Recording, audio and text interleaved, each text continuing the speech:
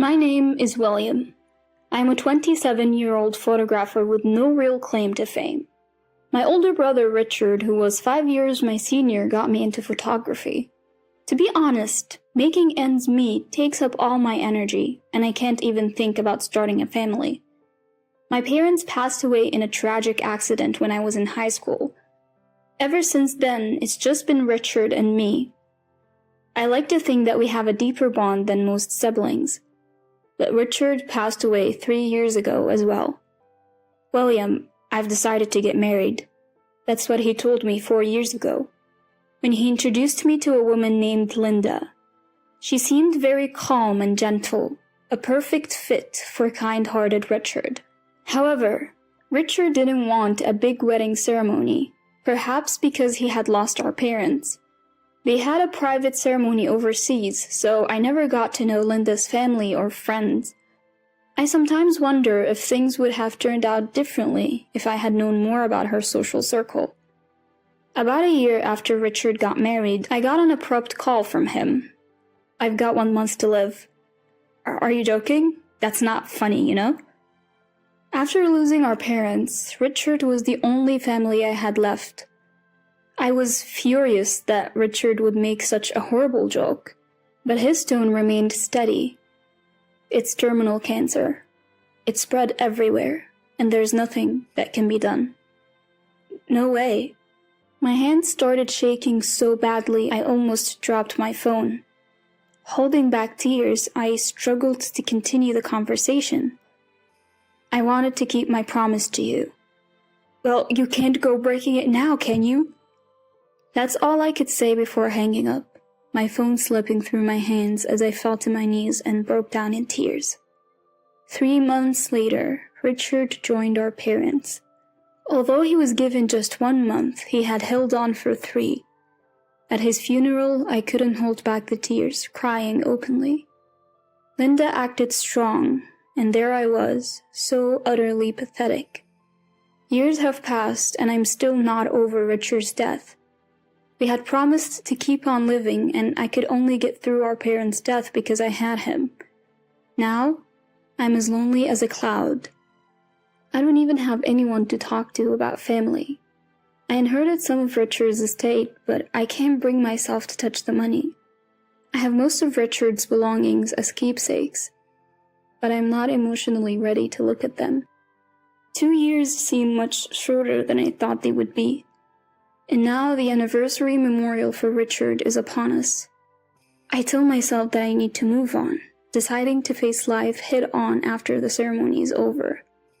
Then, Linda stops me. She dropped a bombshell with a smile on her face. "This will be the last time we gather for the memorial service. Please don't contact me anymore." Wait, what do you mean? Since Richard is gone, there's no reason for us to stay connected. You mean... let's cut ties. It's better for the both of us. Linda said that and laughed. It's only been 2 years. I wanted to say that, but the words wouldn't come out. Sure, Linda is still young and might want to remarry. I get that, but still, something feels off. I couldn't wrap my head around it, feeling uneasy as I ended the anniversary memorial and went home. Alone, I sighed. I decided to move on after the anniversary memorial, but it seems I'm not ready yet. Were Linda's words sincere? And why did she say them with a smile? Well, it is what it is. I thought about it, but couldn't figure it out. I just went to sleep. A week later, I was still feeling unresolved and started to get irritated with myself. I need a drink tonight. I decided to head to the bar where Richard and I used to go. Walking downtown, I saw a familiar woman walk by. It was Linda, arm in arm with another man. She looked different, not the demure Linda I knew, but one that fit the vibrant nightlife. Not that it's any of my business, but this bothered me even more. When I got to the bar, there were no other customers, perhaps because it was still early. "William, long time no see." Being one of the few who knew about Richard and me, I started venting to the bartender. At the end he said, "You know, if you keep grieving like this, it would make your brother sad too." Hearing it in such a gentle tone made me cry. From that day on, I managed to face forward. The next day, I opened a box containing Richard's photography equipment that I had kept as a memento. This is the most important thing. Inside was the camera Richard had always used. I had wanted it when Linda said she did and had asked for it as a favor. I had opened the box several times to air it out, but picking it up and using it felt like admitting Richard was really gone, so I hadn't been able to. Now I finally picked it up and felt its weight. I'll be using Richard's prized camera from now on. Richard's not here anymore, so we can't take new photos together. In that sense, the promise to publish a photo book together will never be fulfilled.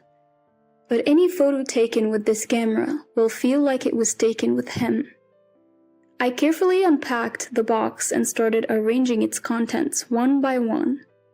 As I pulled the camera out of its case, something else fell out along with it. Picking it up, I realized it was a letter addressed to me. It had been folded multiple times, probably to disguise it as something else and tucked into the camera case. Upon unfolding it, it was addressed to William, and the contents revealed information I'd never heard before, suggesting it was written after a terminal diagnosis. It said that I was listed as the beneficiary for a life insurance policy, and advised me to verify it, as the wife might have changed the beneficiary. I later found out this insurance policy had been in place since my high school days, back when we lived together. A surprisingly large sum had been set aside, apparently with the thought that I'd be in trouble if something happened to him.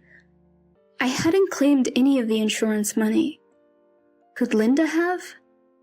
I know nothing about Linda's social circle. I could ask her directly, but I hesitate to contact her now. Still, it would be wrong to ignore Richard's wishes.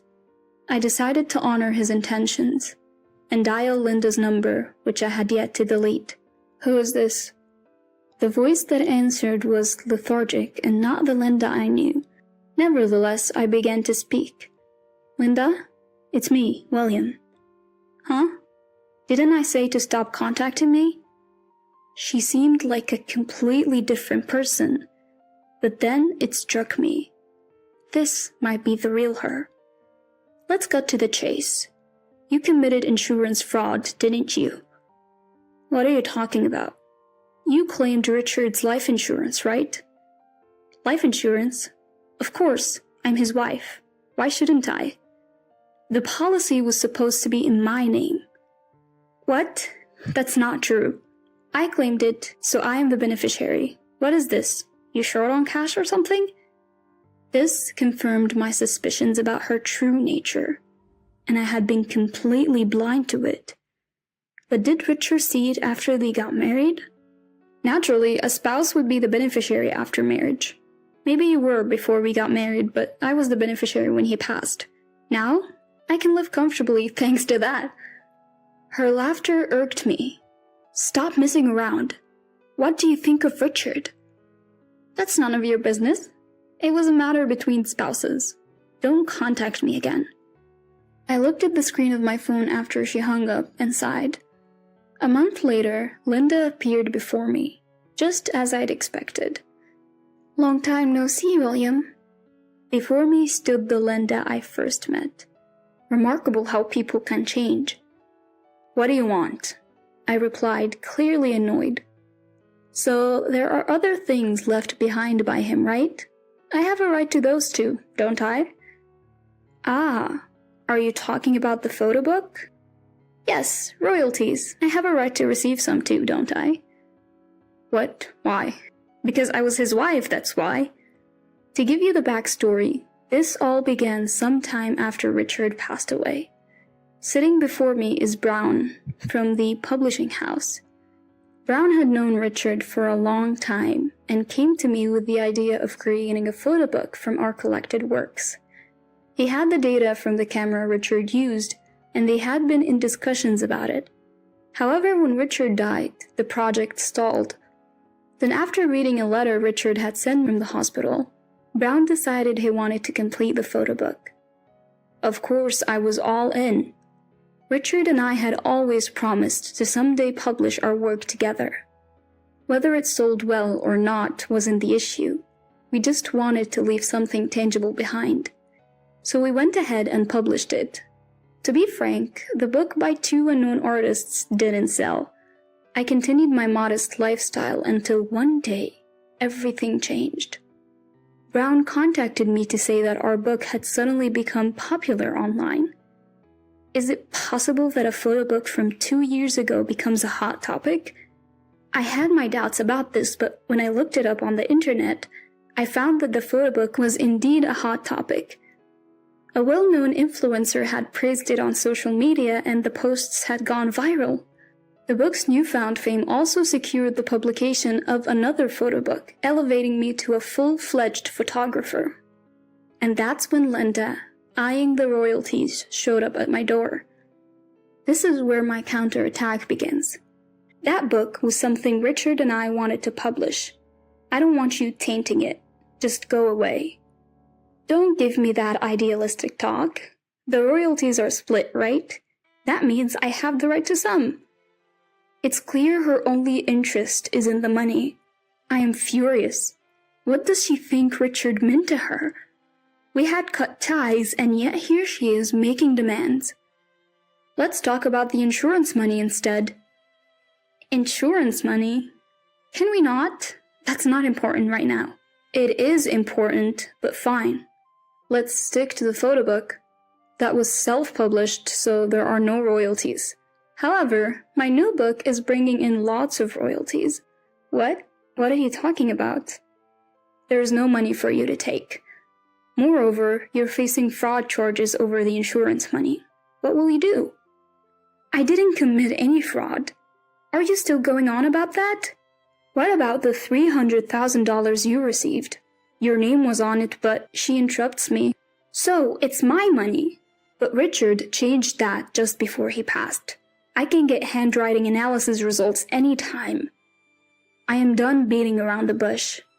Linda's face visibly changes as I get to the point. Handwriting analysis?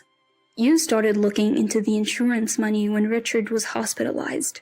You found out that I was the beneficiary. If Richard were to pass away, you would get nothing. So you changed the beneficiary without Richard's permission. Linda backs away, her face pale. I show no mercy. Richard left me a letter. He must have seen through you changing the recipient on your own. That's why I had a handwriting analysis done. I have all the evidence I need. You must be mistaken about something. You knew about Richard's insurance policy, didn't you? And got blinded by the payout. Richard's letter mentioned that your personality changed dramatically after the insurance money became a topic. Linda glares at me, but doesn't say a word. You hardly talked about anything else with Richard once you found out, huh? You knew he didn't have much time left and only saw dollar signs. You underestimated Richard. Cut the crap. It's not like that. What's different then? Richard tried to divorce you, but you dodged the conversations. Eventually, Richard was left helpless. The only reason Richard didn't tell me while he was alive is that he still wanted to believe you weren't like that. You betrayed that trust. I bet you'd have changed your lifestyle and even became flashy the moment you got that insurance money. That's cruel to say. Linda tries to retort, but she's lost her spirit. So, can I sue you? Insurance fraud is serious business. But I won't, if you pay it all back. Pay it all back? I've already spent nearly $100,000. What am I supposed to do? It seems Linda has admitted to her guilt. But where did she spend such a large sum in such a short time? So you finally admit it. What's your next move? I witnessed the color draining from Linda's face for the first time as she collapses on the spot.